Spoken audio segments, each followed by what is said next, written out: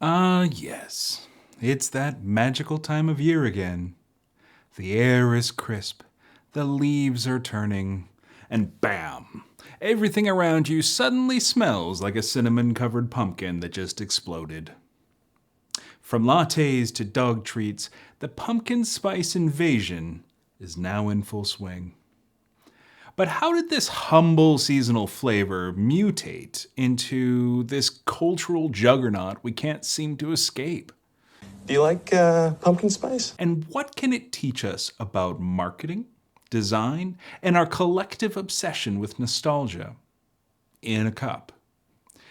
Strap in for a savory deep dive into the world of pumpkin spice. But first, did you know that pumpkin spice doesn't actually contain any pumpkin? Let that sink in. It's basically a cinnamon, nutmeg, ginger, clove death squad that's been lurking in your grandma's spice rack since, well, forever, showing up in pies, cookies, and now, well, pretty much everything. Everything is pumpkin spice. The origins of pumpkin spice. You know, if you really want to impress your friends, drop some knowledge about the global spice trade. Cinnamon from Sri Lanka, nutmeg from Indonesia, and cloves from some tiny island you know they've never heard of. That's going to impress them. These spices used to be so rare and expensive that you'd only see them at a coronation event or a red wedding. Jon Snow avenged the Red Wedding. By 1796, the spice trade was more developed, and the spices became affordable enough that Amelia Simmons included the pumpkin pie in the first American cookbook. But by 1934, Americans had decided that blending these spices was taking up too much of their time that was better spent on things like future-proofing the patriarchy. Took patriarchy and, made a patriarchy. Enter our savior, McCormick's pre-mixed pumpkin spice.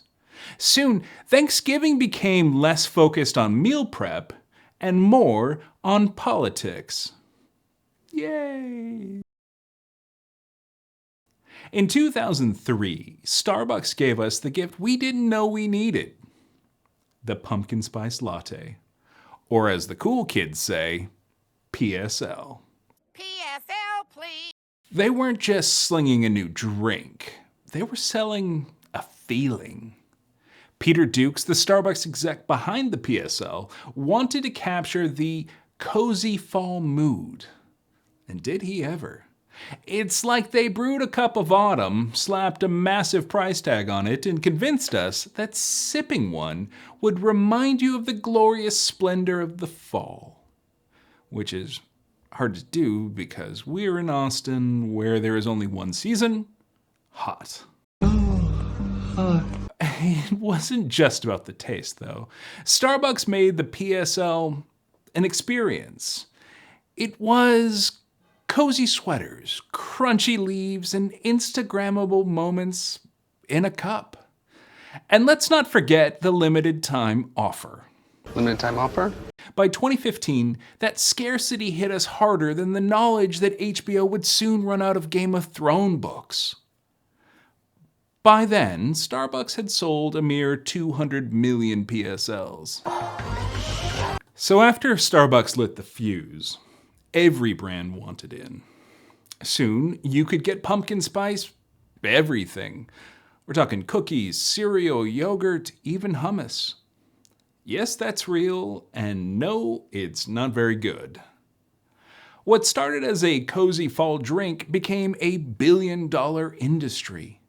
Suddenly, fall didn't start when the leaves turned anymore. It started when the first pumpkin spice item hit the shelves. In August. The genius behind this? Seasonal exclusivity.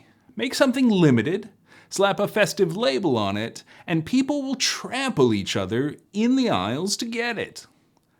Pumpkin spice became less about taste and more about tradition, a must-have fall status symbol. Every time you buy something pumpkin spice, you're not just making a purchase, you're making a statement. What that is, I'm not exactly sure. Maybe I prefer autumn over summer. All right. Shrug, he shrugged. Of course, it's not just a flavor now, it's a lifestyle.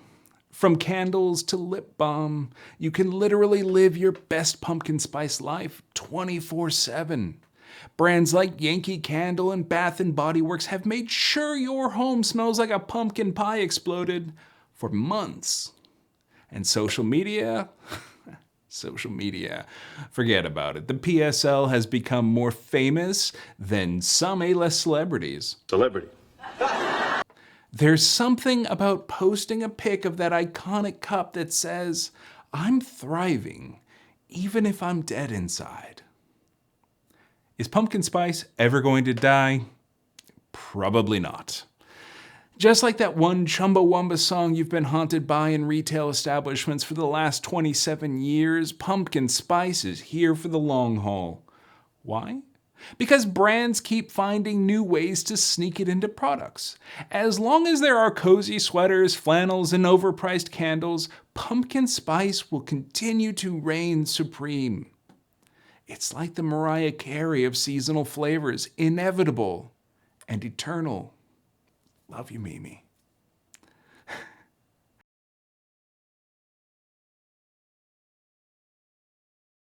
So what can we, as designers and marketers, take away from the pumpkin spice phenomenon? It's more than just a flavor. It's a marketing masterclass. Here are 5 tips for you to pumpkin spice your next big idea.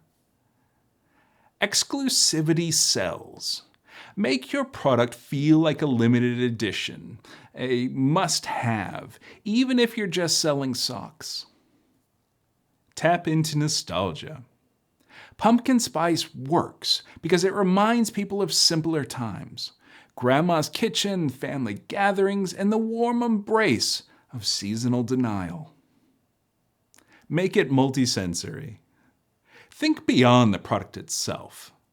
The pumpkin spice sensation isn't just about the taste. It's about the smell, the sight, and a whole vibe. Create an immersive experience of it. Leverage social media. Pumpkin spice became a cultural icon partly because people won't stop sharing it.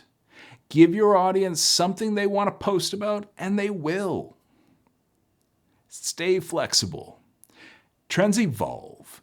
Maybe the next big thing is sweet potato latte, a real thing I tried at a Starbucks in Seoul. Keep your brand nimble to keep it relevant. Pumpkin spice forever. Pumpkin spice started as a pie seasoning, but now PSL is the MVP of seasonal marketing. Whether you're a fan or a hater, there is no denying the brilliance behind its rise to fame. For us designers and marketers, there's a lot to learn from how a humble blend of spices took over the world. Hey, speaking of spice, what's the weirdest pumpkin spice product you've seen? I'm still recovering from the pumpkin spice hummus at Trader Joe's. Pro tip, don't even try it. All right, I'm off to give Starbucks another piece of my soul.